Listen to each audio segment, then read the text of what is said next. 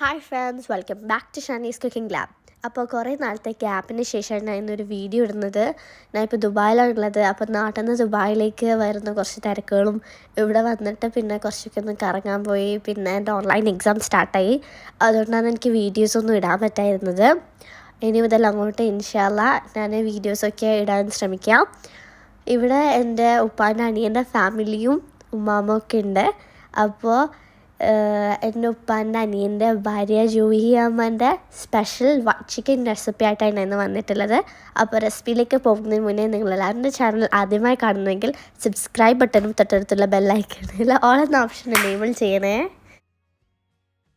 ഏകദേശം 3/4 kilo chicken വെച്ചിട്ടാണ് ആദ്യം ഇത് പ്രിപ്പയർ ചെയ്തെടുക്കുന്നത്. ഇനി ഇതിലേക്ക് 3/4 കപ്പ് തൈര് ചേർത്ത് കൊടുത്ത് നന്നായി മിക്സ് ചെയ്ത് കൊടുക്കണം. ഇനി ഇതിലേക്ക് 1 ടേബിൾ സ്പൂൺ ജിഞ്ചർ പേസ്റ്റ് ചേർത്ത് കൊടുക്കാം.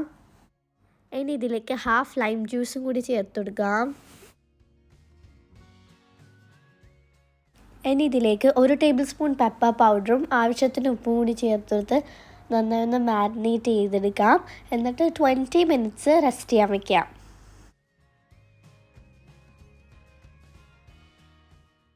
ഇനി ഒരു സോസ് പാൻ ചൂടാക്കി ഇതിലേക്ക് 3 ടേബിൾ സ്പൂൺ സൺഫ്ലവർ ഓയിൽ ചേർത്ത് കൊടുക്കാം.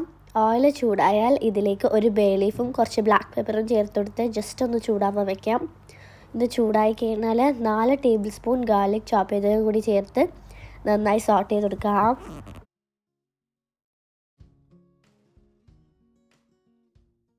അപ്പോൾ ഗാർലിക്ക് നന്നായി സോട്ടായി വന്നിട്ടുണ്ട്. ഇനി ഇതിലേക്ക് ഒരു സവാള പേസ്റ്റ് ചേർത്ത് കൊടുക്കാം. സവാള ജസ്റ്റ് ഒന്ന് മിക്സിയിലിട്ട് അരച്ചാൽ മതി.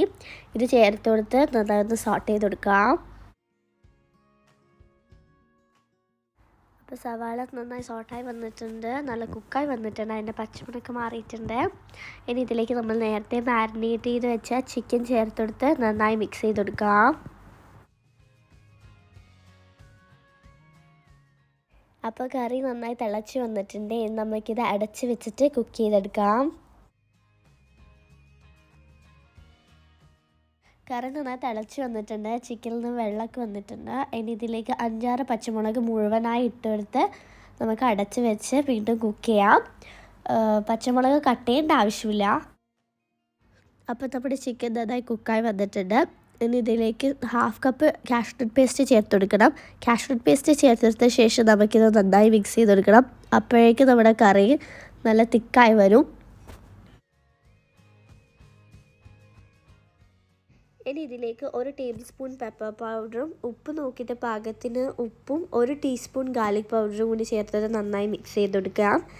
എന്നിട്ട് 1/2 കപ്പ് ചൂടുവെള്ളം കൂടി ചേർത്തെടുത്ത് നമുക്ക് നന്നായി ഒന്ന് മിക്സ് ചെയ്ത് കൊടുക്കാം. ഇനി ഇതിലേക്ക് 100 ഗ്രാം ഫ്രഷ് ക്രീം കൂടി ചേർത്തെടുത്ത് നന്നായി മിക്സ് ചെയ്തെടുത്താൽ നമ്മുടെ ക്രീമി വൈറ്റ് ചിക്കൻ കറി ഇവിടെ റെഡിയാണ്. ഫ്ലെയിം ഓഫ് ചെയ്യുന്ന മുന്നേ കുറച്ച് കസൂരി മേത്തിയും കൂടി ചേർത്ത് കൊടുക്കാം. അപ്പം ഇതിൻ്റെ കൂടെ കഴിക്കാൻ വേണ്ടിയിട്ട് ആമ ഉണ്ടാക്കിയത് ട്രയാങ്കിൾ ഷേപ്ഡ് ചപ്പാത്തിയാണ്. നമ്മുടെ ചപ്പാത്തിയുടെ മാവ് തന്നെ ജസ്റ്റ് ഒന്ന് ഇങ്ങനെ പരത്തിയിട്ട് അതായത് ഇതുപോലെ ഗീയൊക്കെ ഒന്ന് സ്പ്രെഡ് ചെയ്തിട്ട് ഫോൾഡ് ചെയ്തെടുത്തിട്ട് ഒന്നുകൂടി ഒന്ന് പരത്തിയിട്ട് ചുട്ടെടുത്തതാണ്. അപ്പം നമ്മുടെ ട്രയാങ്കിൾ ഷേപ്ഡ് ചപ്പാത്തി ഇവിടെ റെഡി ആയിട്ടുണ്ട്. പൊറാട്ടൻ്റെ കൂടെയും ഈ കറി നല്ല ബെസ്റ്റ് കോമ്പിനേഷനാണ്. അപ്പോൾ എനിക്ക് കോൾഡൊക്കെ ആയിട്ട് എൻ്റെ വോയിസിനൊക്കെ കുറച്ച് ഇഷ്യൂസ് ഉണ്ട്. പക്ഷെ എന്നാലും നിങ്ങൾക്ക് എല്ലാവർക്കും എൻ്റെ വീഡിയോ ഇഷ്ടമായി എന്ന് വിചാരിക്കുന്നു. നിങ്ങളെല്ലാവരും ഈ റെസിപ്പി തീർച്ചയായും നിങ്ങളെ വീട്ടിൽ നിന്ന് ട്രൈ ചെയ്ത് നോക്കണം. എല്ലാവർക്കും ഇഷ്ടമാവും. അപ്പോൾ see you at the next video. Thanks for watching.